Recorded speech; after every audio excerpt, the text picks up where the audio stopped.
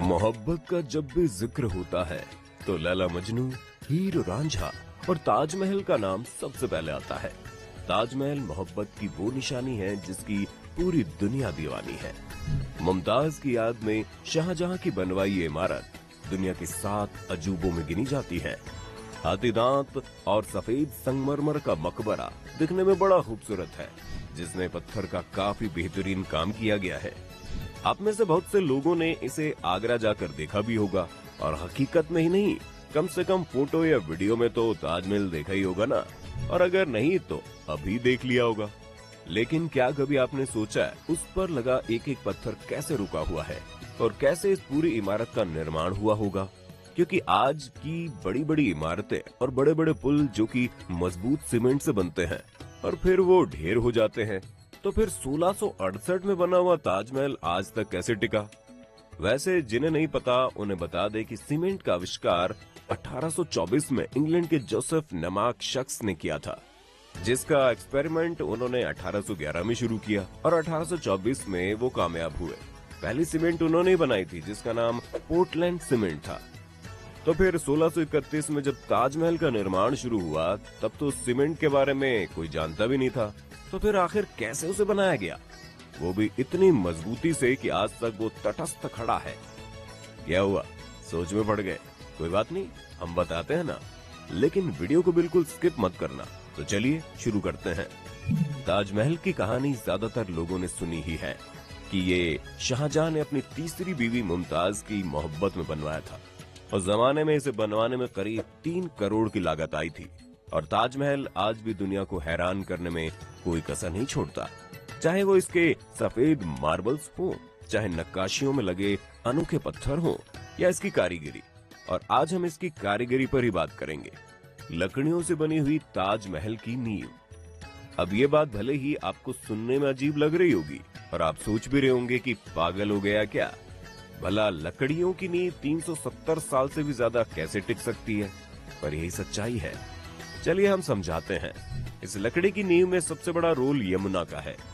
जी हाँ, जिस तरह से शाहजहां मुमताज के बिना अधूरे है, उसी तरह यमुना के बिना ताजमहल बेकार है। इसलिए नहीं कि यमुना नदी इसे खूबसूरत व्यू देती है, बल्कि इसलिए क्योंकि बिना यमुना के ताजमहल का कोई वजूद नहीं रहेगा और वो गिर जाएगा। जी हाँ, सही सुना आपने। असल में ये सारा खेल उसी लकड़ी का है।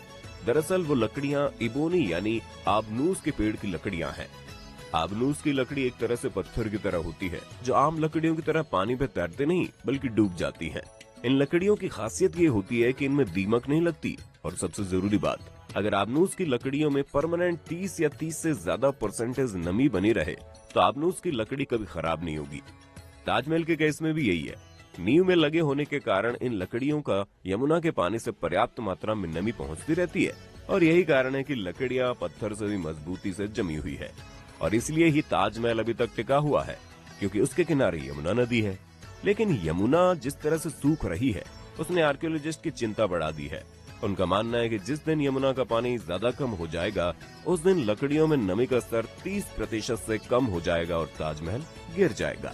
तो अब आप समझ ही गए होंगे कि नींव में जब पत्थर ही नहीं है तो फिर सीमेंट की जरूरत ही नहीं है। लेकिन अब सोचने वाली बात यह है कि नींव के ऊपर तो सारा पत्थर ही है, तो फिर उसका क्या? चलिए, जब नींव के बारे में हमने आपको बताया है तो उसके बारे में भी हम बताएंगे। जब बात हो रही है सीमेंट के बिना इतना मजबूत ताजमहल कैसे बना, तो पहले थोड़ा सीमेंट का इतिहास जान लेते हैं। सीमेंट को सबसे पहले बनाने का श्रेय इंग्लैंड के जोसेफ एस्पिन को दिया जाता है, जिन्होंने सबसे पहले 1824 में पोर्टलैंड सीमेंट के लिए एक पेटेंट लिया था। वो सन 1811 में सीमेंट बनाने के लिए एक्सपेरिमेंट में लग गए, और 13 साल की कड़ी मेहनत के बाद 1824 में उन्होंने दुनिया का सबसे पहला सीमेंट बना डाला, जिसका नाम था पोर्टलैंड सीमेंट। अब सीमेंट तो 1824 में आया था और ताजमहल का निर्माण 1631 में शुरू हुआ था, यानी करीब 193 साल पहले। तो फिर कैसे चिपकाए गए थे संगमरमर के पत्थर? आजकल तो मार्बल चिपकाने के लिए कई तरीके मौजूद हैं, जिनके जरिए संगमरमर के पत्थरों को चिपका दिया जाता है। हालांकि उस वक्त पत्थरों को चिपकाने के लिए या आधारशिला बनाने के लिए खास तरह का मटेरियल तैयार किया गया था, और ऐसा नहीं था कि ताजमहल में सिर्फ संगमरमर ही इस्तेमाल किया गया था। उसके कंस्ट्रक्शन में बहुत सारे सेमी प्रेशियस स्टोन जैसे अकीक,